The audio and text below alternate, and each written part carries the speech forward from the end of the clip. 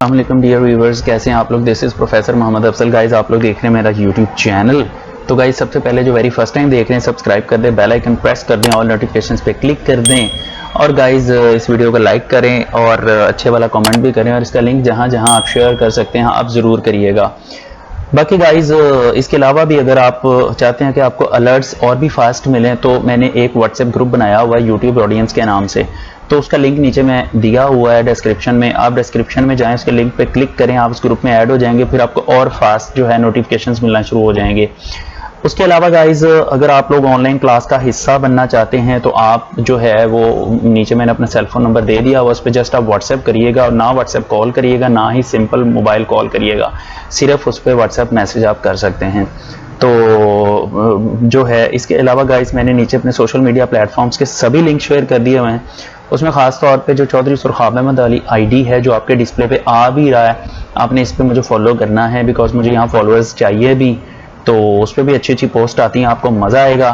तो हम चलते हैं जी अपने लेक्चर की तरफ। चैप्टर 7 है थर्मोकेमिस्ट्री, हमने स्टार्ट किया हुआ है। इसका लेक्चर नंबर 4 है जो आज हमने पढ़ना है। तो क्लास आज लेक्चर नंबर 4 है केमिस्ट्री पार्ट 1 का और इसके जो हमने टॉपिक्स बेसिकली पढ़ने हैं, हमने 3 टॉपिक्स पढ़ने हैं जिनमें से 2 शॉर्ट क्वेश्चन है और जो एक है वो लॉन्ग क्वेश्चन है। तो इनमें से मैं आपको बता दूं कि internal energy is basically a short question, heat and work is basically a short question. Short question नहीं, 2-3 बनेंगे इसमें से शॉर्ट क्वेश्चंस। और फर्स्ट लॉ ऑफ थर्मोडायनामिक्स, तो जो फर्स्ट लॉ ऑफ थर्मोडायनामिक्स है इट्स अ लॉन्ग क्वेश्चन, लेकिन आगे चल के जब पढ़ते हैं तो वहां चल के जो है पता चलेगा कि ये किस तरह से लॉन्ग क्वेश्चन है। तो हम थोड़ा सा आगे चलते हैं। तो गाइज अब सबसे पहले डिफाइन इंटरनल एनर्जी। बच्चों this is a short question और इंपॉर्टेंट शॉर्ट क्वेश्चन है। इंपॉर्टेंट शॉर्ट क्वेश्चन है। लें जी, कोई कितना मुश्किल है इसे लिखना। Anyway it's an important short question, आप लोगों ने इसको अच्छे तरीके से याद करना है। तो मैं आपको बताता हूं जी इसकी डेफिनेशन क्या होती है। बच्चों इसकी डेफिनेशन बुक में अच्छी नहीं लिखी हुई, आपने इसकी यही डेफिनेशन कर लेनी है जो डेफिनेशन मैंने बताई। रादर जितना जितना मैंने आपको इसके बारे में यहां लिख के दिया है आपने ये सारा करना है। तो सबसे पहले देखें तो इतनी इतनी ये तो डेफिनेशन है ना, ये कि जी the sum of all possible kinds of energies in a system is called internal energy. मतलब एक सिस्टम के अंदर एनर्जी की जितनी पॉसिबल काइंड्स हैं उन सबको हम कलेक्टिवली इंटरनल एनर्जी कहते हैं। अब कितनी पॉसिबल काइंड्स ऑफ एनर्जी हो सकती हैं वो मैं आपको बताता हूं। पहली बात, एक सिस्टम के बारे में फिर से समझ लें। आप फर्ज कर लें आपने एक गैस है वो एक बर्तन में बंद की हुई है। तो अब जो गैस बर्तन के अंदर बंद है वो सिस्टम है। अब उस गैस के मॉलिक्यूल्स जो हैं वो उसमें काइनेटिक एनर्जी है या पोटेंशियल एनर्जी है या कोई भी और एनर्जी के टाइप, उन सबको जब हम इकट्ठा करेंगे तो वो उस सिस्टम की इंटरनल एनर्जी बन जाएगी। तो उसमें हीट भी हो सकती है, उसमें वर्क भी हो सकता है, उसमें काइनेटिक एनर्जी भी हो सकती है, उसमें पोटेंशियल एनर्जी भी हो सकती है। लेकिन ये कैसे होगी ये थोड़ा आगे चल के मैं आपको बताता हूँ। अच्छा गाइज, उसके बाद देखें हम चलते हैं इससे अगले पॉइंट पे। देखें it is defined by, it is denoted by E. इसको कैपिटल ई से डिनोट मतलब रिप्रेजेंट किया जाता है। While change in internal energy is represented by delta E. हमने पीछे पढ़ा है कि सिंगल पैरामीटर को हम वैसे ही उसके सिंबल के साथ रिप्रेजेंट कर देते हैं जैसा कि इंटरनल एनर्जी को ई से। लेकिन बच्चों जब उसमें चेंज आती है तो उसमें आने वाली चेंज को डेल्टा के साथ रिप्रेजेंट करते हैं। जैसा कि इंटरनल एनर्जी है ई, तो change in internal energy delta E. Pressure है पी, चेंज इन प्रेशर आएगा डेल्टा पी। वॉल्यूम है V and change in volume क्या आएगा delta V. That means delta का मतलब है चेंज। तो बच्चों ऐसा है कि internal energy E2 minus E1 के बराबर होती है। तो इसका मतलब है E1 है state, initial state of the reaction, जब रिएक्शन स्टार्ट हुआ था तो उसकी इंटरनल एनर्जी थी E1। जब भी हम कोई प्रोसेस शुरू करते हैं तो उसकी इंटरनल एनर्जी होती है E1। जब हम प्रोसेस एंड कर रहे होते हैं तो उसकी इंटरनल एनर्जी होती है E2। तो हमने दोनों का जब फ़र्क निकालना है तो ये तभी हमारे पास ये डिफरेंस आएगा ना कि सिस्टम के शुरू में इंटरनल एनर्जी कितनी थी, बाद में इंटरनल एनर्जी कितनी है, तो बाद वाली वैल्यू में से स्टार्ट वाली वैल्यू माइनस कर दें, हमारे पास चेंज इन इंटरनल एनर्जी आ जाता है। तो बच्चों एज इट इज़ आपने लिखना है जैसे मैंने बताया है, इतना ही काफ़ी नहीं। इंटरनल एनर्जी अगर शॉर्ट में आता है तो आपने ये आगे वाली भी सारी बातें लिखनी हैं। तो इंटरनल एनर्जी में हमने अभी लिखा कि इसमें चेंज आ सकती है, तो अगर बच्चों उसमें चेंज आ सकती है तो वो तो स्टेट फंक्शन हुआ ना। स्टेट फंक्शन की हमने डेफिनेशन ही ये पढ़ी थी कि एक मैक्रोस्कोपिक प्रॉपर्टी है जो हमेशा इनिशियल से फाइनल स्टेट में जाती है, और लेकिन इनिशियल से फाइनल स्टेट में कैसे गई हमारा इससे कोई कंसर्न नहीं होता। तो ये जो स्टेट फंक्शन है बेसिकली ये एक इंटरनल एनर्जी जो है बेसिकली एक स्टेट फंक्शन है, और यहां से बच्चों ये मल्टीपल चॉइस भी आता है इस बात को लेकर। It's a multiple choice question, ध्यान से मार्क कर लें, ये आ भी जाता है पेपर में। अच्छा, उसके बाद अगली बात है, हमने कहा था all possible kinds of energies. तो बच्चों all possible kinds of energies क्या होती हैं, तो ये देख लें। All possible kinds of energies includes, ये क्या क्या इंक्लूड करती हैं? Energies include all types of kinetic energies, ये काइनेटिक एनर्जी की सारी टाइप्स जो होती हैं इंक्लूड करती है। लाइक ट्रांसलेशनल काइनेटिक एनर्जी है, लाइक वाइब्रेशनल काइनेटिक एनर्जी है, लाइक रोटेशनल काइनेटिक एनर्जी है। अब ये क्या बलाएं होती हैं? देखें, जब मॉलिक्यूल बिल्कुल रेस्ट की पोजीशन में होता है तो उसकी होती है पोटेंशियल एनर्जी, लेकिन गाइस जब मॉलिक्यूल मूव कर रहे होते हैं तो उसमें होती है पोटेंशियल एनर्जी। अब मॉलिक्यूल्स की मोशन तीन तरह की होती है। जब बिल्कुल वो सीधी लाइन में मूव कर रहे होते हैं तो ऐसी मोशन को हम ट्रांसलेशनल मोशन कहते हैं, और ऐसे में उसकी काइनेटिक एनर्जी भी ट्रांसलेशनल काइनेटिक एनर्जी होगी।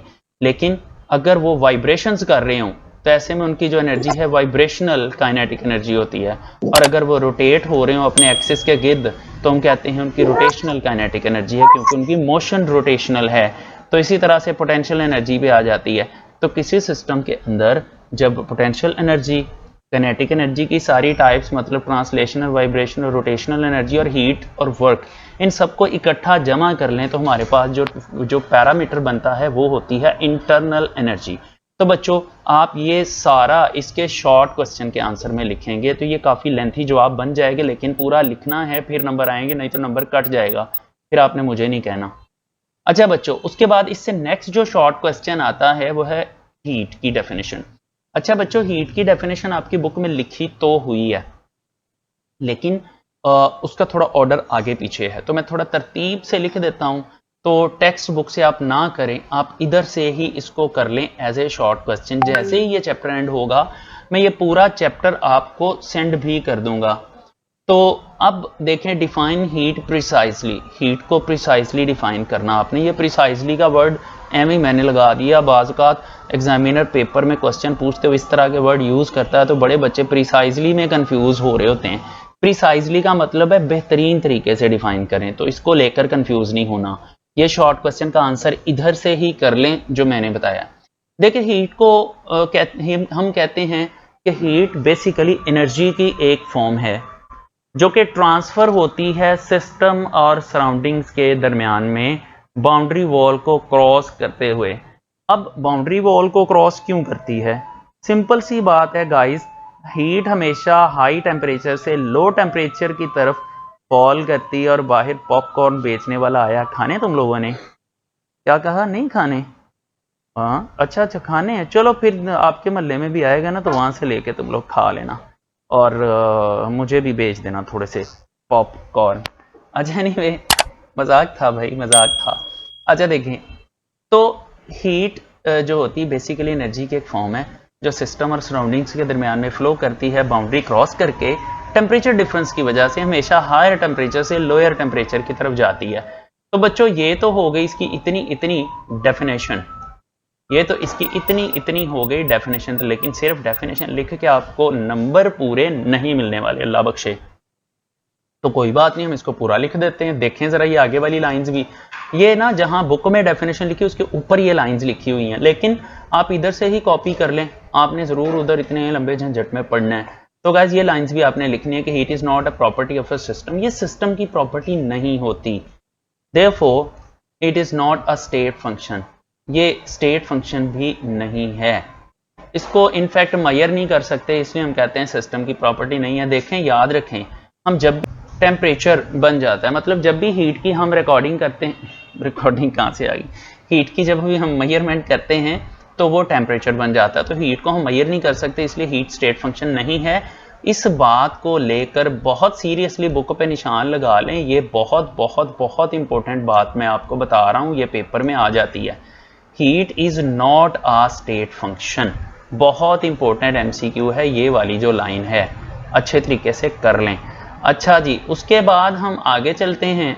तो guys, heat evolved or absorbed by a system is represented by a symbol Q। Heat release होगी तो उसको हम नेगेटिव साइन देंगे, और हीट एब्जॉर्ब होगी तो उसको हम पॉजिटिव साइन देंगे। नेगेटिव एंड पॉजिटिव वाली जो बात है ये भी मल्टीपल चॉइस है, तो मैं इसको भी हाईलाइट कर देता हूं। अच्छा गाइस, अब ये शॉर्ट क्वेश्चन भी हो गया। अब एक और शॉर्ट क्वेश्चन आता है जो इससे थोड़ा हटके है। तो अब यहां देखें, prove that W is equal to P delta V। ये बिल्कुल भी इंपॉर्टेंट नहीं है, कभी भी नहीं आया पेपर में, लेकिन बस एवं ही मेरे दिमाग में आ गया तो मैंने कहा चले मैं आपको करवा दूं, क्योंकि बुक में ये लिखा हुआ, और बुक में ये भी बड़े बेढंगे तरीके से लिखा हुआ है, ये फजूल लिखा हुआ है। अच्छा देखें, वो कहता है कि वर्क इज डिफाइंड, ये इस तरह से आप इसका आंसर स्टार्ट करेंगे। तो मैंने थोड़ा डिटेल में बता दिया, अब आप इसको शॉर्ट करना चाहें तो आप इसकी थ्योरी कम कर दें और आप इसको मतलब डायरेक्ट वैसे कर दें। अच्छा, फिजिक्स में देखें तो वर्क डन की डेफिनेशन है कि द फोर्स एंड डिस्टेंस का प्रोडक्ट होता है। तो consider for example a gas is enclosed in a cylinder fitted with movable piston. The initial volume of the gas is V1 and at the constant pressure. चलें जी, ये बात मैं आपको चलें अगले पेज पे जाके बताता हूँ। The initial volume of the system is V1 at constant pressure. When the temperature is increased, the volume of the gas expands and the final volume is V2। Simple सी बात है, जब हम उसको हीट करते हैं तो टेम्परेचर T1 से T2 हो जाता है और वॉल्यूम जो होता है वो V1 से V2 हो जाता है। थोड़ा आगे चलते हैं, here we go। अच्छा, यहाँ ना मैं आपको एक डायग्राम के जरिए इसको एक्सप्लेन करता हूँ। डायग्राम बनाने में टाइम वेस्ट होगा, लेकिन एनीवे ये देखें। लेट्स सपोज हमारे पास ये एक गैस है, ये एक बर्तन में बंद है, ये गाइस ये एक बर्तन में बंद है। चले मैं दूसरी भी पहले बना ही लूं, फिर ही मैं आपको एक्सप्लेन करता हूं। वेट करें थोड़ा सा। अच्छा गाइस देखें, हमने क्या किया कि ये है, let me change the colour ताकि आपको जरा इसको समझने में आसानी हो। अच्छा, ये जो गैस है, ब्लू तो कर नहीं सकता, रेड कर देता हूं। अभी देखें, इसका टेम्परेचर था T1 टेम्परेचर पे इसका जो वॉल्यूम था दैट वाज V1। यहां पर इसका जो वॉल्यूम है दैट इज V1। चलें यहां लिख देता हूं, दैट इज V1, ठीक है। अच्छा, टेम्परेचर है T1। अच्छा गाइस, हम क्या करते हैं, हम इसका टेम्परेचर बढ़ा के हम इसका टेम्परेचर कर देते हैं T2। चलें जी, ये टेम्परेचर हो गया T2, 2 लिखना है तो मैं इससे लिख देता हूं। इसका टेम्परेचर हो गया T2 और जो वॉल्यूम है वो भी जाहिर है बढ़ जाएगा, और बढ़ के इसका वॉल्यूम जो है वो हो जाएगा V2। अब गाइस, इनफैक्ट वॉल्यूम कैसे इंक्रीज हुआ, इस पिस्टन के मूव करने की वजह से। यहां से लेकर यहां तक का इसने डिस्टेंस ट्रेवल किया, तो हम इस डिस्टेंस को S भी कह सकते हैं, डिस्टेंस, और इसको हम यहां से लेकर यहां तक को हम डेल्टा V भी कहते हैं, डेल्टा V। तो अब S तो बराबर हो गया डेल्टा V के। तो ये देखें, मैंने यहां पर नीचे इसको मेंशन भी कर दिया है। तो डेल्टा V S के बराबर हो गया, और कहता है कि इसके ऊपर लगता है प्रेशर, यहां पर लगता है प्रेशर इस जगह पे।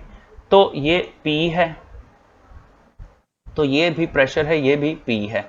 यहां पर गाइस हम कॉन्सेप्ट ये लेते हैं कि जो प्रेशर होता है basically force per unit area होता है, लेकिन यहां पर इनफैक्ट पार्टिकल्स का साइज बहुत छोटा होता है, तो हम एरिया के फैक्टर को नेग्लेक्ट करते हैं, जिसकी वजह से हम कहते हैं कि pressure is basically equal to force. तो अब अगर हम ये प्रेशर हमने पढ़ा था W = F × S, F की जगह पे P लगा दें और S की जगह पे डेल्टा V लगा दें, तो हमारे पास जो फाइनल फॉर्म आती है वो आती है W = P डेल्टा V। अब बच्चों यहाँ पर दो कन्वेंशंस हैं। अब कन्वेंशंस का मतलब है कि हमने जो खुद से चीज़ें बनाई हुई हैं। Work done on the system जो होता है हमेशा हमेशा पॉजिटिव होता है और बाय द सिस्टम जो होता है वो हमेशा नेगेटिव होता है। तो हम W is equal to P delta V plus में भी ले सकते हैं, W is equal to P delta V negative में भी ले सकते हैं।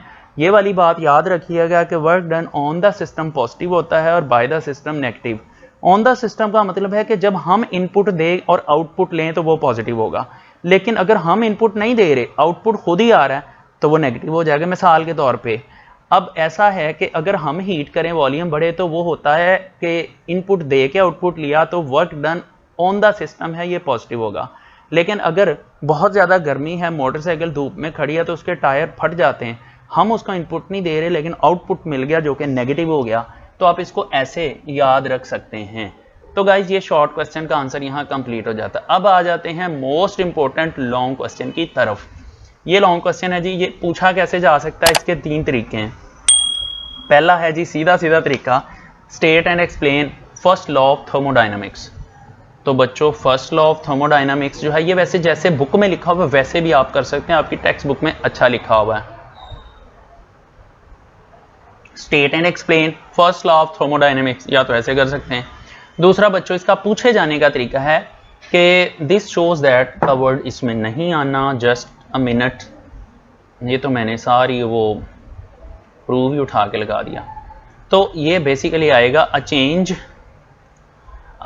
in internal energy of a system at constant volume is equal to the heat absorbed by the system QV। इसको प्रूव करें। QV का मतलब होता है heat absorbed by the system at constant volume, या फिर सीधा सीधा पूछा जाएगा prove that delta E is equal to QV। तो गाइस आगे चलते हैं। First law of thermodynamics. बच्चों ये लॉ बहुत आसान है, लेकिन ये जितना आसान है उतना इंपॉर्टेंट भी है। इसमें एक दो बातें आपने याद रखनी हैं कि इसके अंदर ना, अब चूंकि ये छोटा क्वेश्चन है, लॉन्ग क्वेश्चन है, लेकिन इसमें कोई बहुत ज़्यादा डाटा नहीं है।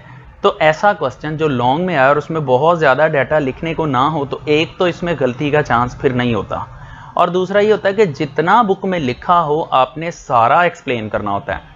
तो इसमें आपने बुक से कोई एक भी वर्ड नहीं छोड़ना, चाहे ये जो मैं लिख के दे रहा हूँ ये कर लें, चाहे टेक्स्ट बुक से कर लें, दोनों ठीक हैं। तो बच्चों इसकी स्टेटमेंट जो है बहुत सिंपल है। The first law of thermodynamics also called the law of conservation of energy. That means कि यहाँ से MCQ भी बन सकता है कि law of conservation of energy इस कौन से लॉ को कहते हैं। That is first law of thermodynamics. Guys इसकी स्टेटमेंट क्वाइट सिंपल है। Energy can neither be produced nor destroyed but can be changed from one form to another। ये बड़ी सिंपल और प्रोमिनेंट एग्जांपल है बच्चों। देखें एनर्जी ना तो प्रोड्यूस हो सकती है ना डिस्ट्रॉय हो सकती है, लेकिन एक फॉर्म से दूसरी फॉर्म में चेंज ज़रूर हो जाती है। मैं इसकी आपको बड़ी बेस्ट एग्जांपल देता हूँ। देखें हम सोलर प्लेट्स लगाते हैं छत पे, तो सोलर एनर्जी की एक फॉर्म है, वो आके प्लेट्स पे टकराती है, प्लेट से टकरा के वो इलेक्ट्रिकल सिग्नल्स की सूरत में नीचे बैटरी तक आती है। बैटरी में मतलब अब इलेक्ट्रिकल एनर्जी बन गई, जब बैटरी में आ गई तो केमिकल्स बन के उसमें स्टोर हो गई। तो वही सोलर एनर्जी पहले इलेक्ट्रिकल एनर्जी में कन्वर्ट हुई, फिर केमिकल एनर्जी में कन्वर्ट हो गई। फिर क्या होता है, जब लाइट ऑफ होती है तो वो बैटरी से करंट निकलता है, ये फिर इलेक्ट्रिकल एनर्जी बनती है। फिर इलेक्ट्रिकल एनर्जी हमारे स्विच बोर्ड में आती है। वहाँ से बच्चों अगर हम लाइट ऑन कर देते हैं तो वो इलेक्ट्रिकल एनर्जी लाइट एनर्जी में कन्वर्ट हो जाती है, फोटॉन्स में।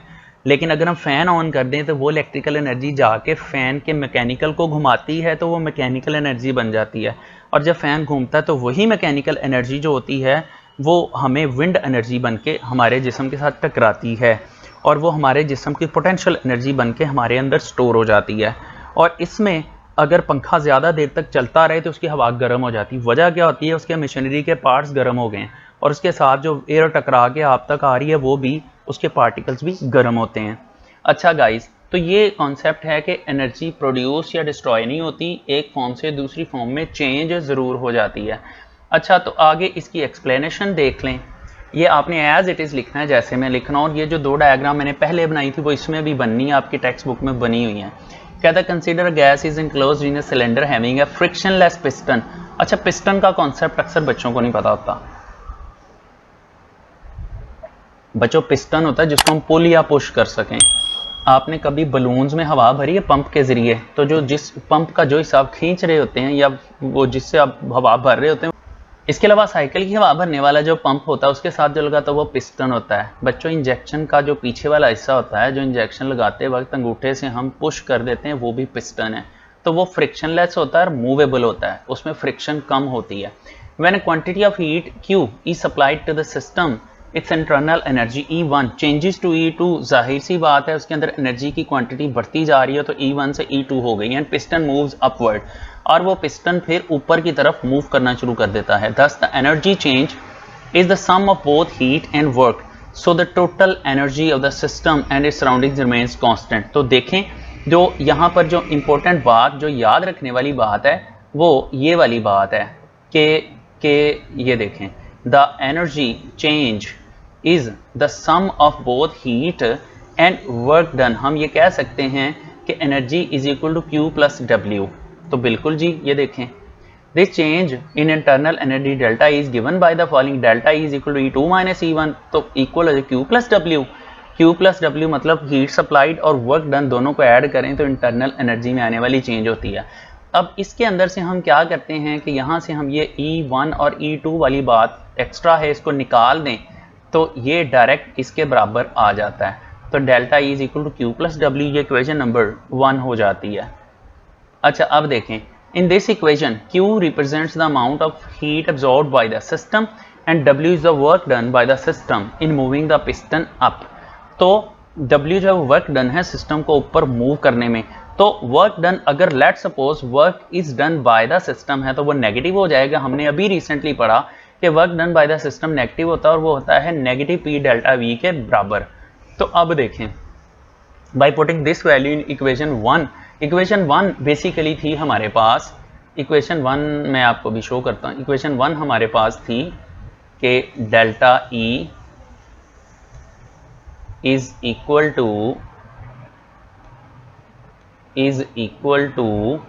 Q प्लस W, ये इसके बराबर थी। अब Q तो वैसे का वैसे ही आ गया यहाँ, ये देखें, लेकिन W की जगह पे हमने नेगेटिव P डेल्टा V लगा दिया, जिसकी वजह से ये जो प्लस था, ये प्लस बेसिकली नेगेटिव में कन्वर्ट हो गया। तो इसकी जो स्टेटमेंट बनती है वो ये बन जाती है delta is equal to Q minus P delta V। अब वो कहता है अगर हम पिस्टन को मूव ना करने दें, जब पिस्टन को मूव नहीं करने देंगे तो वॉल्यूम जो है वो वैसे का वैसे ही रह जाएगा, तो चेंज इन वॉल्यूम 0 हो जाएगी। तो जब चेंज इन वॉल्यूम 0 हम इसमें पुट करेंगे तो P के साथ 0 मल्टीप्लाई होकर वो इसको भी एलिमिनेट कर देगा। As a result delta is equal to Q भी, तो ये बन जाता है ना कि heat supplied Q, heat absorbed by the system at constant volume is equal to the change in internal energy। and guys ये प्रूफ हो जाता है तो फिर हम नीचे लिख भी देते हैं कि this shows that change in internal energy of the system at constant volume is equal to the heat absorbed by the system।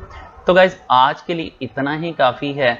अब इससे आगे हम कल पढ़ेंगे एंड कल का टॉपिक बहुत इंपॉर्टेंट है, कल का लेक्चर बिल्कुल भी मिस ना करिएगा। और गाइस यूट्यूब ऑडियंस से बात कर रहा हूँ जो वेरी फर्स्ट टाइम देख लें, सब्सक्राइब कर दें, बेल आइकन प्रेस कर दें, ऑल नोटिफिकेशन पे क्लिक कर दें, इस वीडियो को लाइक करें और अच्छे वाला कमेंट भी करें, और इसका लिंक जहाँ जहाँ फ्रेंड्स में, कजन्स में, ग्रुप्स में, व्हाट्सएप ग्रुप्स में शेयर कर सकते हैं आप ज़रूर करें। और नीचे डिस्क्रिप्शन का भी चक्कर लगा लें और सोशल मीडिया पे मुझे फॉलो ज़रूर करें। बाकी अपना ख्याल रखें। Thank you so much.